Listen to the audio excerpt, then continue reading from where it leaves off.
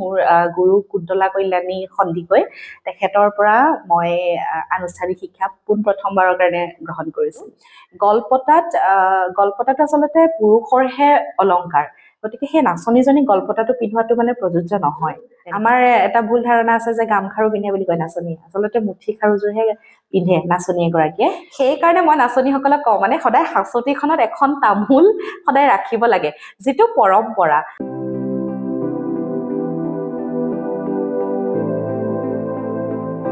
নমস্কাৰ, news north আছামৰ কনকলতাৰ দেশৰ নাৰী শীৰ্ষক অনুষ্ঠানৰ অন্য এটি খণ্ডলৈ মই ৰমেন বৰাই সকলো দৰ্শকক স্বাগতম জনাইছোঁ। কনকলতাৰ দেশৰ নাৰী শীৰ্ষক অনুষ্ঠানটোৰ জৰিয়তে আমি যিসকল মহিলা বা যুৱতীয়ে নিজস্ব কৰ্মৰে কিবা এটা কৰাৰ প্ৰয়াস কৰিছে, তেখেতলোকৰ প্ৰতিভা বা তেখেতলোকৰ কৰ্মক আমি ৰাইজৰ আগত উপস্থাপন কৰাৰ প্ৰয়াস কৰি আহিছোঁ।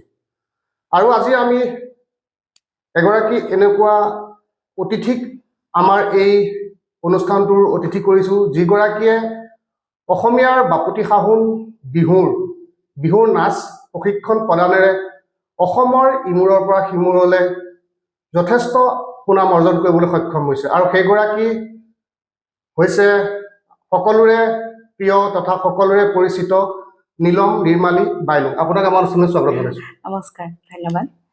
মই প্ৰথমতে জানিব বিচাৰিম যে বিহু নৃত্য আপুনি কিমান বয়সৰ পৰা আৰম্ভ কৰিছিলে? সঁচা অৰ্থত ক'বলৈ গ'লে আচলতে বিহু অসমীয়াৰ তেজত থাকেই। প্ৰত্যেকজন অসমীয়াৰ হৃদয়ত আচলতে বিহু আছে, আৰু অসমীয়া হিচাপে মই ভাবোঁ প্ৰত্যেকজনেই আচলতে সেই বিহু নাচৰ বা বিহুৰ বিষয়ে সকলো অসমীয়াই জানে। কিন্তু মোৰ ক্ষেত্ৰত যদি কওঁ, মই একদম সৰুৰ পৰাই আচলতে বিহু নাচিছিলোঁ। আৰু মই যিহেতু একেবাৰে সংস্কৃতিৰ নগৰী শিৱসাগৰৰ ছোৱালী, জাজিৰ ছোৱালী, গতিকে তাত মোৰ সেই ঠাইখনত সৰুৰ পৰাই এনেকুৱা এটা সাংস্কৃতিক পৰিৱেশ আছিল। যিহেতু সদৌ অসমবাসীয়ে জানে যে জাজিপৰীয়া বিহু দলটি অসম বিখ্যাত, আৰু গতিকে মোৰ আৰম্ভণি যাত্ৰা সেই জাজিপৰীয়াৰ পৰাই হৈছিলে। আপুনি আনুষ্ঠানিকভাৱে বিহু নাচৰ প্ৰশিক্ষণ কিমান বয়সৰ পৰা গ্ৰহণ কৰিছিল? সঁচা অৰ্থত ক'বলৈ গ'লে বৰ্তমান যিহেতু যি আনুষ্ঠানিক শিক্ষা বা প্ৰশিক্ষণৰ এতিয়া পৰিৱেশ গঢ় লৈ উঠিছে, কৰ্মশালাসমূহ আয়োজন কৰে উদ্যোক্তাসকলে, কিন্তু খুব ধৰক বহুত দিনৰ আগৰ কথা নহয়, 10 বছৰ 12 বছৰ আগলৈকে তেনেকৈ খুব বেছি কৰ্মশালা বা প্ৰশিক্ষণ কাৰ্যসূচী অনুষ্ঠিত হোৱা নাছিলে। আমি নিজে শিকিছিলোঁ, আৰু সেই ক'লো নহয় সাংস্কৃতিক পৰিৱেশটো জাজিত আছিল। জাজিপৰীয়া বিহু দলটিয়ে বহুত আগৰ পৰাই আচলতে তেওঁলোকে বিহু পৰিৱেশন কৰি আহিছিল, প্ৰতিযোগিতাসমূহত ভাগ লৈ আহিছিল। মোৰ যাত্ৰাটো মই চাগে ক্লাছ 2 মানৰ পৰাই মোৰ আৰম্ভ হৈছিলে। মই তেতিয়া সদায় মোৰ ঘৰৰ ওচৰতে মানে বিহু ৰিহাৰ্চেল হয় জাজিপৰীয়াৰ, আৰু তেতিয়াৰ পৰাই সেই বিহু চাই আচলতে চাই শিকিছিলোঁ। পিছলৈ যেতিয়া মই যদি ক'ব খোজোঁ, মোৰ গুৰু কুন্তলা কল্যাণী সন্দিকৈ তেখেতৰ পৰা মই আনুষ্ঠানিক শিক্ষা পোনপ্ৰথমবাৰৰ কাৰণে গ্ৰহণ কৰিছিলোঁ। এগৰাকী মৌকুঁৱৰী হিচাপে জীৱনৰ প্ৰথমটো সফলতা আপুনি কেতিয়া লাভ কৰিছিল? সেইটো মই শিৱসাগৰ বৰ্ডিং ফিল্ডত আছিলে, শিৱসাগৰ বৰ্ডিং ফিল্ডৰ বিহুখনত, আৰু মই প্ৰথমবাৰ তাতে মই প্ৰতিযোগিতাত অংশগ্ৰহণ কৰিছিলোঁ। আৰু চাগৈ সেইটো মোৰ জীৱনৰ আটাইতকৈ, সেইখিনি সময়ত হয়তো চাগে মই অনুভৱ কৰিব পৰা নাছিলোঁ, কিন্তু আজি যেতিয়া পুৰস্কাৰটো দেখা পাওঁ ঘৰত, তেতিয়া অনুভৱ কৰিব পাৰোঁ সেইখিনি মোৰ জীৱনৰ আটাইতকৈ ভাল লগা সময় আছিল। আৰু বিহুৱতী হিচাপে প্ৰথম স্বীকৃতি কেতিয়া লাভ কৰিছিলে? বিহুৱতী হিচাপে মই গোলাঘাটৰ জেনেৰেল ফিল্ডত হৈছিলে, আৰু সেয়া আপোনাৰ 2009 চনৰ কথা, 8-9 চনৰ কথা। তেতিয়া মোৰ প্ৰথমবাৰ মই বিহুৱতী হিচাপে নিজকে প্ৰতিষ্ঠা কৰিছিলোঁ। আপুনি যিহেতু বিহু ৰাণী হিচাপে খ্যাত, গতিকে এই আপুনি সন্মানটো কিদৰে লাভ কৰিবলৈ সক্ষম হৈছিলে? আচলতে বিহু ৰাণী তেতিয়া দুখন হয়, পাণ্ডুত এখন বিহু ৰাণী প্ৰতিযোগিতা তেওঁলোকে পাতে, আৰু এখন আমাৰ লতাশিলত পাতে, আৰু সেই দুখনেই বিহু ৰাণী হিচাপে প্ৰতিযোগিতা তেওঁলোকে আৰম্ভ কৰিছিল। মই পাণ্ডুৰ যোনখন আমাৰ বিহু ৰাণী প্ৰতিযোগিতা, তাত পুৰস্কাৰ লাভ কৰিবলৈ সক্ষম হৈছিলোঁ 2014 চনত। আৰু এগৰাকী বিহু কুঁৱৰী হিচাপে আপুনি অসমৰ কিমান ঠাইত বিহু নৃত্য পৰিৱেশন কৰিছে, বা কিমান ঠাইত আপুনি পুৰস্কাৰ, হয়তো হিচাপ নহ'ব পুৰস্কাৰ, তথাপিও আমি আপোনাৰ পৰা জানিব বিচাৰিম। আচলতে এনেকুৱা হৈছিলে আগতে বহুত বেছি এনেকে প্ৰতিযোগিতা ছিংগলকে হওক বা এককভাৱে হওক বা তেনেকে প্ৰতিযোগিতা অংশগ্ৰহণ কৰাতকে মোৰ বহুত বেছি অভিজ্ঞতা হিচাপে মই যদি ক'বলৈ যাওঁ প্ৰথমতে মই জাজিপুৰীয়াৰ পৰা আৰম্ভ কৰিছিলোঁ সেয়া মোৰ দলীয় যাত্ৰা আছিল তেওঁলোকৰ লগত কিন্তু মই তাৰ পিছৰ পৰ্যায়ত শিৱসাগৰ চেৰেকাপাৰ সুৰুজমুখী বিহু দলৰ সৈতে জড়িত হৈছিলোঁ আৰু তেওঁলোকে মোক দলীয়ভাৱেও তেওঁলোকৰ লগত পৰিৱেশন কৰিছিলোঁ আৰু এককভাৱেও তেওঁলোকে মোক পৰিৱেশন কৰোৱাইছিলে আৰু সেয়া আৰম্ভণি আছিল আৰু তাৰ পাছৰ পৰা আজিলৈকে সেই যাত্ৰা অব্যাহত আছে এতিয়া বাৰু প্ৰতিযোগিতাত অংশগ্ৰহণ নকৰোঁ কিন্তু বিহুৰ সেই যাত্ৰাটোৰ পাছত মোৰ পিছৰ পৰ্যায়ত মই অভিনয়ৰ পৃথিৱীখনলৈ গুচি আহিছিলোঁ আৰু হয়তো ক'ৰবাত নহয় ক'ৰবাত সেই অভিনয়ৰ পৃথিৱীখনত সোমোৱাৰ পিছত অকণমান হ'লেও সেই প্ৰতিযোগিতাসমূহৰ পৰা আঁতৰি আহিলোঁ বা কিন্তু সেই বিহুটো যে তেজত আছে এতিয়াও অসমৰ ৰাইজে বা অসমৰ বিভিন্ন প্ৰান্তৰ পৰা যেতিয়া বিচাৰে তেওঁলোকে মোক প্ৰশিক্ষক হিচাপে তেতিয়া মই যিমান পাৰোঁ আচলতে বিহুটোক সময় দিবলৈ চেষ্টা কৰোঁ আপোনাৰ অভিনয় যাত্ৰাৰ কথা পাতিম কিন্তু তাৰ আগতে মই জানিব বিচাৰিম যিহেতু আপুনি বৰ্তমান এগৰাকী অসমৰ ভিতৰতে সুদক্ষ বিহু নাচৰ প্ৰশিক্ষক হিচাপে স্বীকৃতি লাভ কৰিছে গতিকে আপোনাৰ এই প্ৰশিক্ষণৰ যাত্ৰাটো আপুনি কেতিয়াৰ পৰা আৰম্ভ কৰিলে প্ৰশিক্ষণৰ যাত্ৰাটো আচলতে বহুত বেছি দিন হোৱা নাই এইটো আপোনাৰ এতিয়া 5 বছৰ মানে হ'ল মই প্ৰশিক্ষক হিচাপে ওলাই আহিছোঁ আৰু আচলতে ৰাইজৰ মৰম আৰু সেই মৰমখিনি আজি মই এতিয়া গহপুৰত উপস্থিত আছোঁ আৰু গহপুৰলৈ মই দ্বিতীয়বাৰৰ কাৰণে আহিছোঁ প্ৰথম বছৰ মই যোৱা বছৰ আহিছিলোঁ আৰু এইবাৰ দ্বিতীয়বাৰৰ কাৰণে মই গহপুৰত ভৰি থৈছোঁ হয়তো চাগে ক'ৰবাত নহয় ক'ৰবাত অভিভাৱকসকলে এই যে বিহুলৈ আহিম যেতিয়া উদ্যোক্তাসকলে এখন নিমন্ত্ৰণী পত্ৰ তেওঁলোকে আৰম্ভ কৰে বা তেওঁলোকে পাব্লিচিটিৰ কাৰণে যেতিয়া তেওঁলোকে এডভাৰটাইজ দিয়ে তাৰপিছত মোলৈ কিছুমান ফোন আহিছিল গহপুৰৰ পৰা যে বাইদেউ আপুনি আহিব নেকি আপুনি আহিব যদি আমি আহিম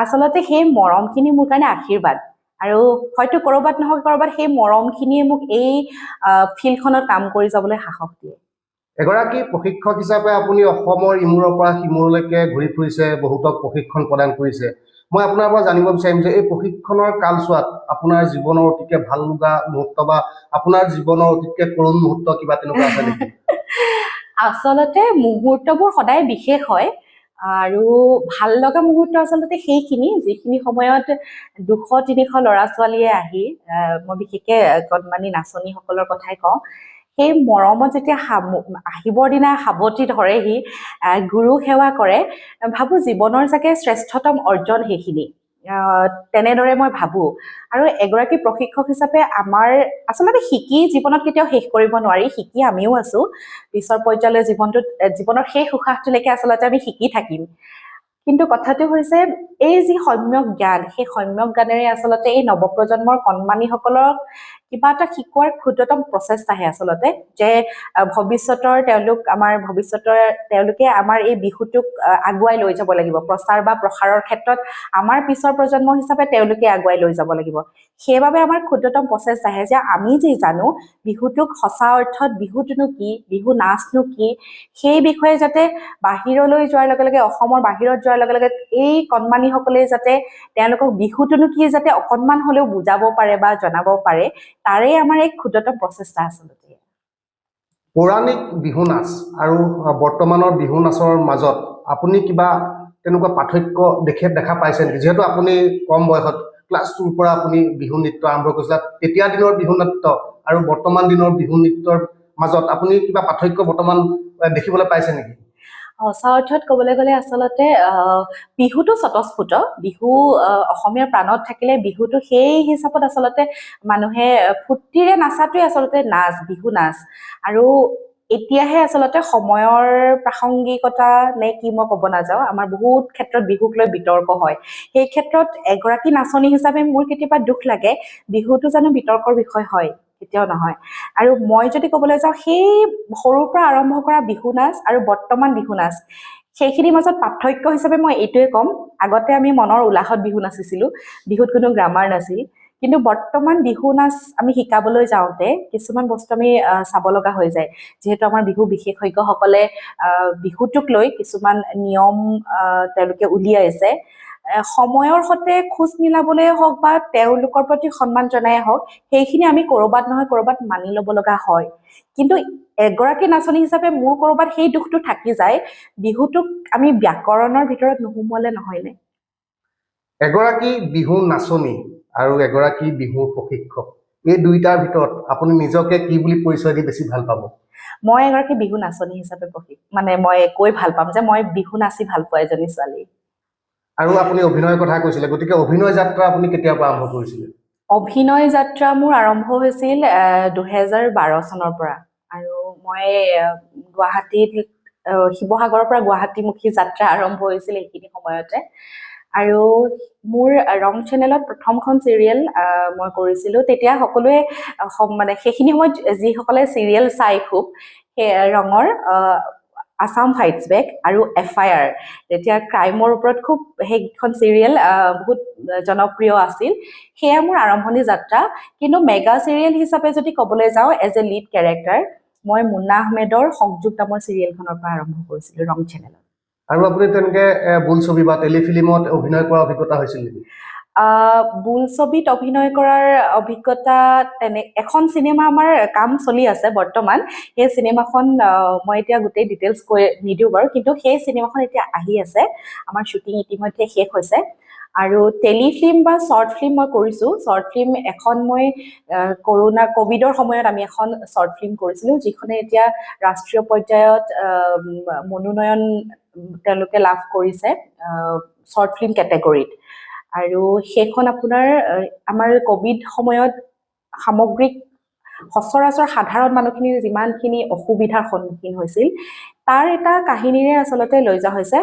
মোৰ লগত আছে সঞ্জীৱ শৰ্মা ডাঙৰীয়া, জনপ্ৰিয় অভিনেতা, ভ্ৰাম্যমান জগতৰ আচলতে এগৰাকী জনপ্ৰিয় অভিনেতা সঞ্জীৱ দা আছে, আৰু মই আছোঁ। গতিকে আশা কৰিছোঁ সেই চুটি ছবিখনে সমাদৰ লাভ কৰক, আৰু ইয়াৰ লগে লগে যেতিয়া প্ৰতিযোগিতাৰ পৰা ওলাই আহিব, অসমৰ ৰাইজেও দেখিব পাব বুলি আশা কৰিছোঁ। বিহুক লৈ বা অভিনয়ক লৈ আপোনাৰ ভৱিষ্যতৰ পৰিকল্পনা কি কি আছে?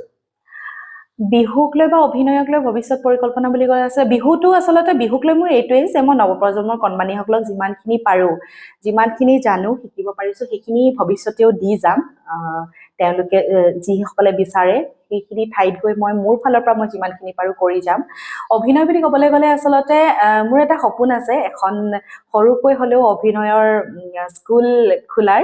গতিকে চাওঁ কিমানখিনি পাৰোঁ। আৰু যিহেতু অভিনয় বুলি ক'লে এতিয়াও মোৰ অভিনয়টো মোৰ কাৰণে আৱেগ, আচলতে বিহুটো যেনেকৈ আৱেগ। কাৰণ এইখন জগতৰ পৰাই মই ভ্ৰাম্যমানলৈও গৈছিলোঁ। গতিকে ভ্ৰাম্যমানৰ সময়ৰ যিখিনি মোৰ অভিজ্ঞতা বা সেই সময়ৰ যিখিনি মানুহৰ মৰম, সেই মৰমখিনি আজিও মোৰ বুকুত সজীৱ হৈ আছে। ভ্ৰাম্যমানৰ কথা কৈছে যেতিয়া, ভ্ৰাম্যমানৰ কোন কোন দলত আপুনি অভিনয় কৰিছিলে? মই আছিলোঁ অসমৰ জনপ্ৰিয় নাট্য দল ভ্ৰাম্যমান থিয়েটাৰ, আচলতে সকলোৱে জানে, অসমবাসীয়ে জানে, হেঙুল থিয়েটাৰত আছিলোঁ। হেঙুলত এবছৰ আছিলোঁ মই, ৰামধেনু থিয়েটাৰত আছিলোঁ এবছৰ, আশীৰ্বাদত এবছৰ, আৰু উজনি অসমৰ শংকৰদেৱ থিয়েটাৰত আছিলোঁ এবছৰ। আপোনাৰ বিহু নাচৰ ক্ষেত্ৰত আপোনাৰ আদৰ্শ আৰু অভিনয় ক্ষেত্ৰত আপোনাৰ আদৰ্শ কাক আপুনি নিৰ্বাচন কৰিছে? বিহু নাচৰ ক্ষেত্ৰত বুলি ক'বলৈ গ'লে মই কৈছোঁৱে যে কুন্তলা বা, যিগৰাকী বায়ে আচলতে জাঁজীৰ পৰা ওলাই আহি জাঁজীপৰীয়াক তেওঁ অকলেই প্ৰতিষ্ঠা কৰিছে। গতিকে মোৰ কাৰণে তেখেত আদৰ্শ। আৰু লগতে যিসকল সেই সময়ত আচলতে যিসকল নাচনীক দেখি আচলতে নাচিবলৈ মন গৈছিল, বিহু নাচিবলৈ মন গৈছিল, প্ৰতিযোগিতাত অংশগ্ৰহণ কৰিবলৈ মন গৈছিল, প্ৰত্যেকগৰাকীয়ে আচলতে বিহুৰ লগত জড়িত ব্যক্তি মোৰ কাৰণে আদৰ্শ। আৰু অভিনয়ৰ ক্ষেত্ৰখনত বুলি ক'বলৈ গ'লে মই যিহেতু আমাৰ মাজত নায়েই নিপন গোস্বামী ডাঙৰীয়া হওক আৰু বিজু দাই হওক, আৰু মই ক'বলৈ গ'লে অসমীয়া বোলছবি জগতৰ এগৰাকী অনবদ্য অভিনেত্ৰী মৃদুলা বৰুৱা বাইদেউ। গতিকে তেখেতসকলক দেখি দেখিয়েই অভিনয়ৰ প্ৰতি আকৃষ্ট হৈছিলোঁ। আপুনি অভিনয়ক লৈ পেলাই আপোনাৰ এনেকুৱা কোনোবা চৰিত্ৰ আছে নেকি যিটো আপুনি অভিনয় কৰিবলৈ আপোনাৰ দুৰ্বাৰ হেঁপাহ আছে? আচলতে আছে। মই ভ্ৰাম্যমানত যিবছৰ ৰামধেনু থিয়েটাৰত আছিলোঁ, সেইবছৰ মোৰ প্ৰথম থিয়েটাৰ আছিলে, মোৰ জীৱনৰ প্ৰথমখন থিয়েটাৰ। গতিকে সেইবাৰ সেৱাব্ৰত বৰুৱা ছাৰৰ এখন নাটক আছিল, আৰু সেই নাটকখনত মোৰ কাৰণে আটাইতকৈ চেলেঞ্জিং কেৰেক্টাৰ আছিল, মোৰ কেৰেক্টাৰটো ডাবল কেৰেক্টাৰ আছিল। এটা টোটেলি গাঁৱৰ এজনী সহজ সৰল ছোৱালী, আৰু ইটো কেৰেক্টাৰ আছিল এখন ধাবাত কাম কৰা, অকলেই সমাজখনৰ অন্যায়ৰ বিৰুদ্ধে মাত মতা এজনী দম থকা ছোৱালী। আৰু মোৰ কাৰণে হয়তো চাগে জীৱনত সেৱাব্ৰত বৰুৱা ছাৰৰ নিচিনা এজন নাট্যকাৰ পৰিচালকৰ তেখেতৰ লগত কাম কৰাৰ সৌভাগ্য মানে মোৰ কাৰণে সেইটো ডাঙৰ আশীৰ্বাদ। আৰু জীৱনৰ প্ৰথম ভ্ৰাম্যমানৰ অভিনয় মানে গতিকে সেই কেৰেক্টাৰটো সদায় মোৰ মনত থাকি যাব আৰু সেই সময়খিনি মোৰ ভ্ৰাম্যমানৰ সেই নাটকখনৰ সেই কেৰেক্টাৰটো মোৰ সদায় মনত থাকি যাব গতিকে সেই কেৰেক্টাৰটো মই পুনৰ আকৌ এবাৰ কৰিবলৈ বিচাৰিম মোৰ জীৱনত যদি কেতিয়াবা সুবিধা পাওঁ সদায় মোৰ মনত চাপ বহাই থৈ যোৱা এটা কেৰেক্টাৰ সেইটো আপুনি যিহেতু অসমৰ কেইবা সহস্ৰাধিক নাচনীক বিহু নাচৰ প্ৰশিক্ষণ প্ৰদান কৰিছে হয়। এই সকলো নাচনীৰ ভিতৰত কোনোবা এগৰাকী আপোনাৰ শিষ্যই গুৰু দক্ষিণা হিচাপে আপোনাক কিবা দিয়া তেনেকুৱা যিটো আপোনাৰ এতিয়াও মনত আছে তেনেকুৱা কিবা আছে নেকি আপোনাৰ স্মৃতি এবাৰ গোলাঘাটত মোৰ আজিও মানে মনত আছে ছোৱালীগৰাকীৰ মানে সামাজিকভাৱে এইটো কথা ক'ব লগা নহয় বাৰু তথাপি তেখেত খুব কষ্ট ডাঙৰ হোৱা এজনী ছোৱালী আছিল আৰু তেওঁৰ সেই ছোৱালীজনীৰ দেউতাক নাছিল আৰু বয়সো 5 বছৰ তেওঁ বিহু নাছিল আৰু খুব ধুনীয়া নাচে নাচনীজনীয়ে মাকে বেলেগৰ ঘৰত কাম কৰি ছোৱালীজনীক পঢ়াই শুনাই আছিল মোৰ শেষৰ অনুষ্ঠান আছিল সেইদিনা আমাৰ সামৰণি অনুষ্ঠান আছিল অনুষ্ঠানৰ দিনা ছোৱালীজনীয়ে মোক আহি মানে এনেকৈ পেকিং পেপাৰত পেকেট কৰা আছে মোক উপহাৰ বুলি দিলেহি আহি সেৱা কৰিলে তাৰপাছত মই ভাবিছোঁ সদায় এনেকুৱাই হয় গামোচা এখন দিয়ে কোনোবাই হয়তো চেলেং চাদৰ এখন দিয়ে বা কোনোবাই কিবা এটা দোকানৰ পৰা কিনা গিফ্ট এটা দিয়ে মই যেতিয়া পেকেটটো খুলিলোঁ তাৰ ভিতৰত এখন কিতাপ আছিল আৰু সেই কিতাপখন গীতা সেই কিতাপখন দিছিলহি মই ক'ৰবাত নহয় ক'ৰবাত সেই মই মাকক সুধিলোঁ যে এই উপহাৰটো মানে আপুনি ক'লে নে তাই আনিছে 5 বছৰীয়া এজনী ছোৱালীৰ মনত এইটো কেনেকৈ আহিব পাৰে যে মই বাইদেউক এখন কিতাপ দিম গতিকে মোৰ জীৱনৰ আটাইতকৈ মনত থাকি যোৱা ঘটনা সেইটো বিহুৱতী হিচাপে আৰু প্ৰশিক্ষক হিচাপে আপুনি কোনটোত বেছি সফল বুলি নিজকে ভাবে বিহুৱতী হিচাপে আৰু প্ৰশিক্ষক হিচাপে এতিয়া সেইটো ৰাইজে ক'ব কাৰণ মই মোৰ ফালৰ পৰা মই ব্যক্তিগতভাৱে মই দুইটাতে সুখী কিন্তু ৰাইজে ক'ব আচলতে ৰাইজৰ মৰমখিনি লৈ আগুৱাই যাব বিচাৰোঁ মই সদায় কাৰণ তেওঁলোকৰ অবিহনে মই সদায় আধৰুৱা গতিকে মই যদি কওঁ এজন প্ৰশিক্ষক হিচাপে বা প্ৰশিক্ষিকা হিচাপে মই যিসমূহ ঠাইত প্ৰশিক্ষণ কাৰ্যসূচী ইতিমধ্যে সমাপন কৰিছোঁ এই 5 বছৰত তেওঁলোকৰ মৰমখিনি আজিও মোৰ প্ৰতি আছে বুলি মই এইকাৰণে ভাবোঁ মই যিসমূহ ঠাইত আজিলৈকে বিহু কৰ্মশালা প্ৰদান কৰিছোঁ কোনো এখন ঠাইতে মই এবছৰ কৰা নাই আজি যেনেকৈ গহপুৰত 2 বছৰ হ'ল নলবাৰীত এখন বিহু আছে সেইখন মই 3 বছৰ কৰিছোঁ একেৰাহে মোৰ শিৱসাগৰত মই কৰিছোঁ একেৰাহে 2-3 বছৰ গোলাঘাটত মই 2 বছৰ কৰিছোঁ গতিকে মই ভাবোঁ এই যে 2 বছৰ 3 বছৰে মোক তেওঁলোকে বিচাৰি আছে মাতি আছে সেইখিনি মোৰ কাৰণে আশীৰ্বাদ হয়তো চাগে ক'ৰবাত নহয় ক'ৰবাত তেওঁলোকৰ ল'ৰা ছোৱালীখিনিক অকণমান হ'লেও কিবা এটা দিব পাৰিছোঁ তেওঁলোকে হয়তো সেইকাৰণে মোক আকৌ বিচাৰিছে গতিকে মই ভাবোঁ মোৰ কাৰণে আশীৰ্বাদ দেখা যায় যে বিহুক লৈ বৰ্তমান ঠায়ে ঠায়ে বহু বিতৰ্ক হয় গ্ৰামেটিকেলি কিবা তেওঁলোকে কোনো কমিটিয়ে বান্ধি দিয়ে কিবা কিবি গতিকে এই বস্তুটোৱে আমাৰ বিহু সংস্কৃতিটোক কিবা আঘাত আনিছে বুলি আপুনি ভাবে নেকি নিশ্চয়কৈ আচলতে মই কৈছোঁ আগতে যে বিহুটো স্বতঃস্ফূৰ্ত আৰু বিহু সদায় প্ৰকৃতিৰ লগত জড়িত আমি সকলোৱে জানো মানে বিহু প্ৰকৃতিৰ লগতেই জড়িত গতিকে মই ভাবোঁ এগৰাকী নাচনীয়ে সদায় মনৰ হেঁপাহত বিহু নাচে যেনেকৈ আগতে মুকলি পথাৰত গছ তলত বা একেবাৰে আগত যদি মই বিহুৰ আৰম্ভণিখিনি কথা ক'বলৈ যাওঁ বিহুৰ আৰম্ভণি আচলতে কেতিয়া কোনেও সেইটো সঠিককৈ ক'ব নোৱাৰে কিন্তু আমাৰ জ্যেষ্ঠজনৰ মুখেৰে যেতিয়া আমি শুনো বিহুৰ তেতিয়া সেই হাবিৰ মাজত পাহাৰৰ কাষত যেতিয়া বিহু আৰম্ভ হৈছিল তেতিয়াতো বিহুৰ কোনো গ্ৰামাৰ নাছিল লাহে লাহে যেতিয়া বিহুখন মঞ্চলৈ আহিলে সেই মঞ্চলৈ অহাৰ পৰাই আচলতে বিহু ব্যাকৰণেৰে বান্ধিলে নিয়মেৰে বান্ধিলে বিহুক ক'ৰবাত নহয় ক'ৰবাত আক্ষেপ বা দুখ আছে কাৰণ বিহুটোক মই ভাবোঁ বা বিহু কেনেকৈ নাচিব লাগে সেই বস্তুটো কোনো নিয়মৰ প্ৰয়োজন আছে বুলি মই নাভাবোঁ কিন্তু এতিয়া বিশেষজ্ঞ কিছুমান কমিটি আছে বা তেওঁলোকৰ কিছুমান নিয়ম আছে যে তেওঁলোকে বিহুটোক এনেকৈ নাচিব লাগে এইটো ভংগীমা আছে এইটো ভংগীমা নাই এতিয়া আমাৰ নৱপ্ৰজন্মৰ ল'ৰা ছোৱালীখিনি কি হৈ গৈছে এই নিয়মাৱলীসমূহ হোৱাৰ লগে লগে বিভিন্ন ঠাইত বিভিন্নজন বিচাৰক বহে হয়তো কোনোবাই আজি এই নিয়মসমূহ মানিব পাৰিছে মনে প্ৰাণে হয়তো কোনোবাই মানা নাই তেওঁলোকৰ কাৰণে দিগদাৰ হৈ যায় যেতিয়া যিসমূহ প্ৰতিযোগী দলসমূহে আজি মুকলি বিহুৱে হওক দলীয় বিহু হওক বা হুঁচৰিয়ে হওক তেওঁলোকে যেতিয়া অংশগ্ৰহণ কৰিবলৈ যায় তেওঁলোকৰ এখন নিৰ্দিষ্ট বিহুৰ স্ক্ৰিপ্ট থাকে গতিকে তেওঁলোকৰ ক'ৰবাত নহয় ক'ৰবাত দিগদাৰ হৈ যায় যে সেই বিহু স্ক্ৰিপ্টখন হয়তো কোনোবা এজন বিচাৰকে তেওঁৰ মনপুত হয়, কোনোবা এজন বিচাৰকৰ মনপুত নহয়। সেইখিনিয়ে কিন্তু হয়তো সেই নাচনী ঢুলীয়াসকলক ক'ৰবাত নহয় ক'ৰবাত আঘাত সানিছে বা সেই বস্তুখিনিয়ে অকণমান হ'লেও প্ৰভাৱ পেলাইছে বুলি মই ভাবোঁ। এইখিনিতে মই আপোনাৰ পৰা জানিব বিচাৰিম যে এগৰাকী মৌকুঁৱৰী বা বিহু কুঁৱৰী সাজ পোছাকৰ ক্ষেত্ৰত তেখেতলোকে কি কি ব্যৱহাৰ কৰে এইটো আমি সোধা নাছিলো, গতিকে আপুনি যিহেতু প্ৰশিক্ষণ প্ৰদান কৰে, গতিকে আমি এই কথাটো নৱপ্ৰজন্মৰ যিসকল নাচনী তেওঁলোকক জনাব বিচাৰিছো যে প্ৰকৃতাৰ্থত ইয়াৰ পোছাকযোৰ কি কি পিন্ধিব লাগে বা কি কি তাত বাদ্যযন্ত্ৰ এগৰাকী নাচনীয়ে ব্যৱহাৰ কৰিব পাৰে? নাচনীজনী সদায় সেই মুগাৰ সাজতে শুৱনি লাগে বুলি কয়। মুগাৰ মেখেলা হওক, মুগাৰ ৰিহা, ৰঙা ব্লাউজটো, জোনবিৰি বা ঢোলবিৰি। আচলতে এনেকুৱা হয় কেতিয়াবা আমি দেখা পাওঁ কিছুমান প্ৰতিযোগিতাত নাচনীগৰাকীক গলপতা, ঢোলবিৰি, জোনবিৰি বহু কেইবিধ অলংকাৰ পিন্ধাই দিয়ে। আচলতে নাচনীগৰাকীয়ে এপদ বা দুপদ গহনা পিন্ধিলে হ'ল, হয়তো ঢোলবিৰি জোনবিৰি পিন্ধিলে বা দুগদুগী জোনবিৰি এনেকেই পিন্ধিলে, গলপতা পিন্ধা দেখা পাওঁ। আচলতে আমি জ্যেষ্ঠজনৰ পৰা যি শিকিছো, গলপতাটো আচলতে পুৰুষৰহে অলংকাৰ, গতিকে সেই নাচনীজনী গলপতাটো পিন্ধোৱাটো মানে প্ৰযোজ্য নহয়, তেনেকে হয়।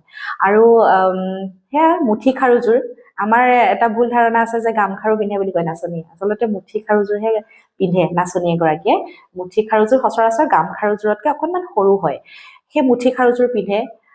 সাঁচতিখন লাগে, আৰু আমাৰ কিছুমানৰ নাচনীসকলে দেখো সাঁচতিখন সদায় কঁকালৰ মাজৰ পৰ্যায়ত খোচে, কিন্তু সাঁচতি কাক কয়? সাঁচতিখন সদায় কঁকালৰ চাইডত খোচা হয়। কেতিয়াবা এনেকুৱাও হয় কোনো প্ৰতিযোগিতাত বিচাৰকে সুধি দিয়ে যে তুমি সাঁচতিখনত কি আনিছা? চেনাইলৈ তামোল আনিছো বুলি কয়। কিন্তু সেই যেতিয়া বিচাৰকে সোধে যে তামোলখন দিয়াচোন চেনাইক, তেতিয়া কিন্তু দিব নোৱাৰে, কাৰণ সাঁচতিখনত গাঁঠি এটাহে মাৰি থয়। সেইকাৰণে মই নাচনীসকলক কওঁ মানে সদায় সাঁচতিখনত এখন তামোল সদায় ৰাখিব লাগে, যিটো পৰম্পৰা। আৰু কি হয়, কিছুমানে চুৰি কটাৰী এখন সাঁচতিখনত লগায়। আচলতে আমাৰ সেই একেবাৰে নতুন সৰু চুৰি কটাৰীখন আচলতে নহয়, আগতে ডাব কটাৰী লগাইছিলে। গতিকে সেই ডাব কটাৰী আকাৰৰ এতিয়া বহুতখিনি চুৰি আছে, গতিকে মই ভাবো নাচনীসকলে সদায় সেই অকণমানি কিনা সৰু চুৰিখন যাতে কেতিয়াও লগাই নিদিয়ে, এখন ডাব কটাৰীয়ে তেওঁলোকে সাঁচতিখনত ৰাখিব লাগে। আৰু দেখা যায় যে খোপাত আপোনাৰ গগনা বা খুটুলিও ব্যৱহাৰ কৰে, লগতে টকাও ব্যৱহাৰ কৰে। গতিকে এগৰাকী নাচনী হিচাপে আচলতে কোনবিধ বাদ্য তেওঁলোকে ব্যৱহাৰ কৰাটো অতি প্ৰয়োজনীয়? মই এগৰাকী বিহুৱতীয়ে আচলতে গগনা বজাবই লাগে, আৰু নাচনীয়ে বজোৱা গগনা পাতক লাহৰী গগনা বুলি কয়। ল'ৰাই যিপাত গগনা বজায় সেইপাত ৰামধন গগনা, গতিকে গগনাটো বজাবই লাগে। আৰু যেতিয়া নাম গোৱা হয়, জোৰা নাম গোৱা হয়, তেতিয়া নাচনীগৰাকীয়ে টকাটো লৈ বজাব পাৰে, টকাটো লৈ বজায়। আৰু সুতুলিটো আচলতে নাচনীয়ে নবজায়, সুতুলিটো ল'ৰায়ে বজায়। বৰ্তমান যি বিশেষজ্ঞসকলৰ মতে সুতুলিটো ল'ৰাই বজায়, আৰু নাচনীগৰাকীয়ে সুতুলিত নাচে। আপোনাক ধন্যবাদ জনালো, আপুনি আমাৰ অনুষ্ঠানটোৰ কাৰণে এইকণ সময় দিলে। আৰু প্ৰকৃতাৰ্থত কনকলতা দেশৰ নাৰী হিচাপে নীলম নিৰ্মালী বাইলুং বাইদেৱে অসমত নিজৰ এক খ্যাতি লাভ কৰিবলৈ সক্ষম হৈছে। আপোনাৰ যি এই প্ৰয়াস, বিহুৰ প্ৰশিক্ষণ তথা আপোনাৰ অভিনয় যাত্ৰা আগবাঢ়ি গৈ থাকক, তাৰ কামনা কৰি আজি আমাৰ অনুষ্ঠানৰ পৰা বিদায় মাগিছো। নমস্কাৰ। নমস্কাৰ জনাইছো, আৰু শেষত মই আপোনালৈও বহুত বেছি ধন্যবাদ জনাইছো। আপোনাৰ চেনেলটোৱে অসমৰ ৰাইজৰ মাজত সমাদৃত হওক, তাৰে বিচাৰি কামনা কৰিছো। আৰু আপোনাৰ কনকলতা দেশৰ এই অনুষ্ঠানটি, মই কৈছো আপোনাক প্ৰথমতে ইমান ধুনীয়া এটি নাম, আৰু শেষত মই এইটোৱে ক'ব বিচাৰিছো, এই অনুষ্ঠানটোৰ পৰা প্ৰত্যেকগৰাকী ছোৱালীয়ে আচলতে এগৰাকী আত্মবিশ্বাসী হৈ আত্মপ্ৰত্যয়েৰে ওলাই যাওক। এই অনুষ্ঠানটো চাই আৰু 10 গৰাকী ছোৱালী বা নাৰীয়ে নিজকে প্ৰতিষ্ঠা কৰক নিজক, কাৰণ মই মোৰ ক্ষেত্ৰত কম মানে কষ্টৰ ফল সদায় মিঠা। আৰু সদায় শূন্যৰ পৰা আৰম্ভ কৰি আজি দিনলৈকে কষ্ট কৰিছো, হয়তো সেই কষ্টখিনিৰ ফল অকণমান পাইছো। ধৈৰ্য লাগিব, গতিকে মই সকলোকে কওঁ এই অনুষ্ঠানটিক মৰম দিয়ক, আদৰ কৰক। ৰমেন দা আচলতে এগৰাকী জ্যেষ্ঠ সাংবাদিক, আমাৰ সকলোৰে প্ৰিয় আৰু সদায় শ্ৰদ্ধাৰ। গতিকে পুনৰবাৰ অনুষ্ঠানটিলৈ মই মোৰ ফালৰ পৰা আন্তৰিক শুভেচ্ছা আৰু পুনৰবাৰ আপোনালৈ কৃতজ্ঞতা জনাই নমস্কাৰ।